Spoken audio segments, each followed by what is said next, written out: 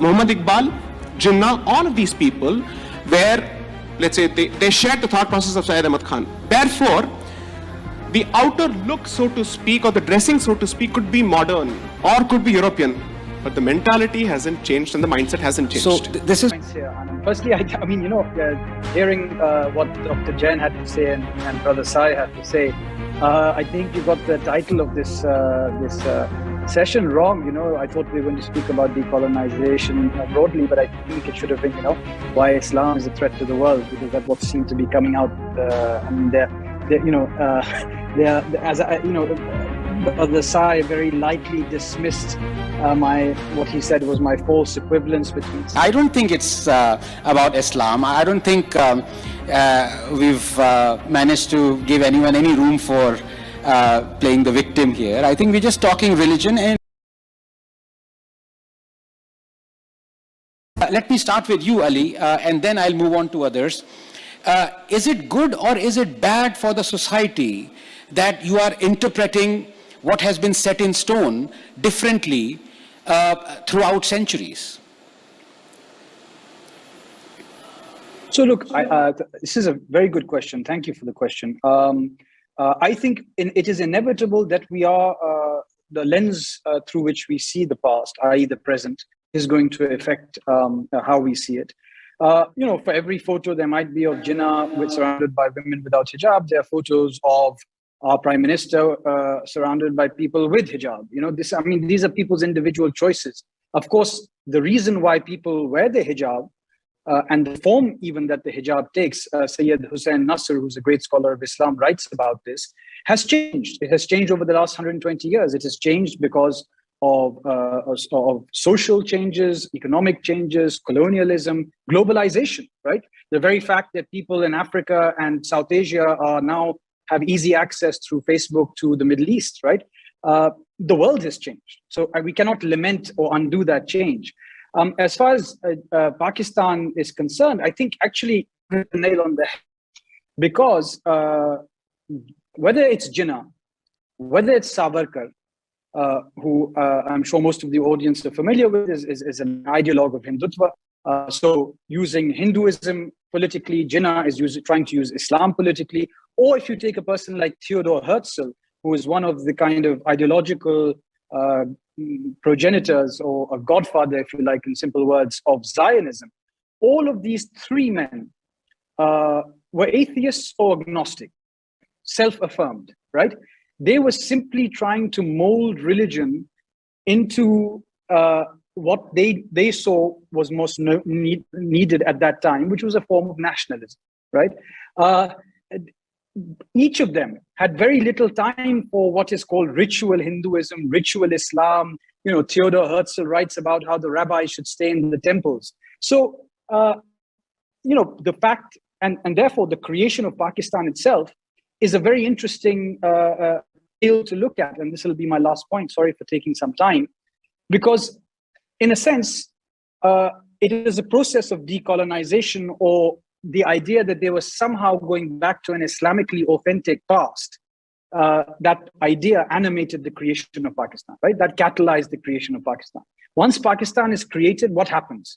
No one can define what Islam is, and no one can define what a Muslim is. They are killing each other. They're fighting amongst each other. There's fatwas of takfir against communities. So it's a case in point for not using religion and not having a political goal in the process of decolonization. Because what ends up happening then is you're simply using an idea to capture power. So for instance, tomorrow, right, if 200 or 180 million Muslims from India were to disappear overnight, Saeed Naqvi has written a very interesting play recently about this. It's an interesting thought experiment, because what would happen then, right? One potential scenario is that there would be a fight about who is Hindu enough and what it means to be Hindu and who defines Hinduism, and various strands would emerge. So this process of decolonization has to be a process that is undertaken by society.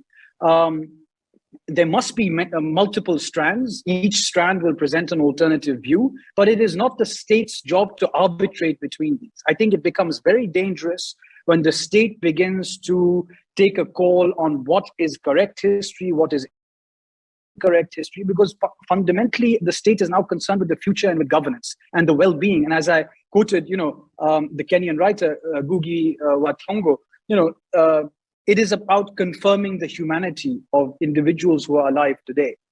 So that would be my response to your question.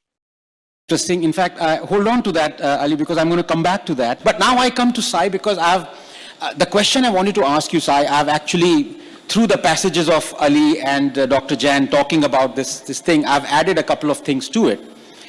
And the real crux, the nub of the issue I want to ask you is it not true that being politically correct is the death of being rational and talking about one's own history? So if you are politically correct, you destroy a kind of any project that would be to unshackle or to decolonize. And I say that when we were taking the examples of Jinnah or, his contemporaries, I mean, Ambedkar was one contemporary. It's only in the last 7 or 8 years that we've come to know about his views of Islam. I mean, if there was one person who was not politically correct, it was Ambedkar. And I'm sure if there were as much ire or punishment, demand for punishment for blasphemy, he would have been the first one to be beheaded for his views. I mean, they're really incredible to that level. So that is question number one.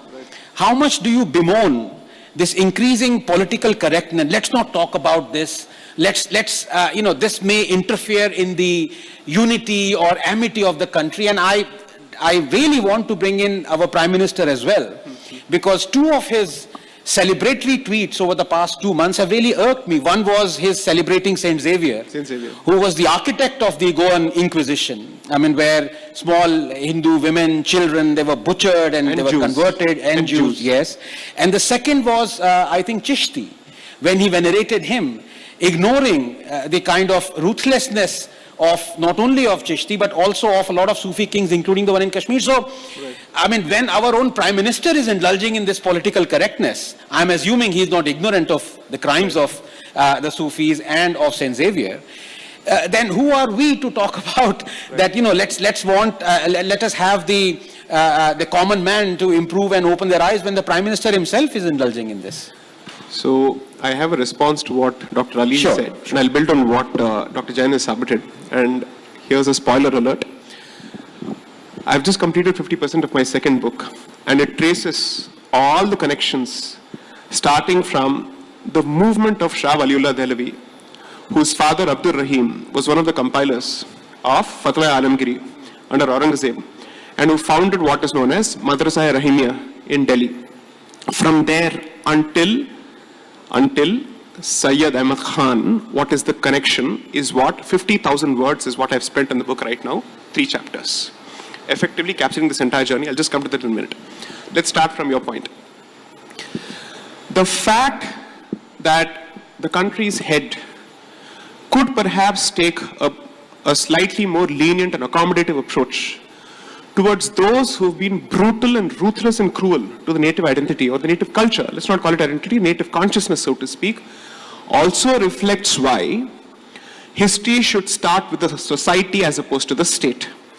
This is where Dr. Jain and Dr. Ali meet. He started off by making the submission that the moment the state becomes the repository and the prime mover of the act of decolonization, you obviously are moving towards a political end, and therefore there is a certain degree of cutting corners with facts and logic, and therefore there is an agenda that's being pushed. And let's be honest, the Indian state has. That's exactly what I was coming to. So, what Indian decolonization of history is actually doing is to take it back from the state, simply because for the last 70 years, a specific dispensation with a very specific bent of mind, which is the Nehruvian Marxist dispensation, has pushed history in a certain direction, regardless of, and I mean without regard for history and facts. Therefore, the current response, so to speak, is from the society, and therefore it is truly more decolonial in that particular sense. Second, I think Dr. Ali, given his submissions, I'd say has been very intelligent in drawing a false symmetry between all religions and all thought processes.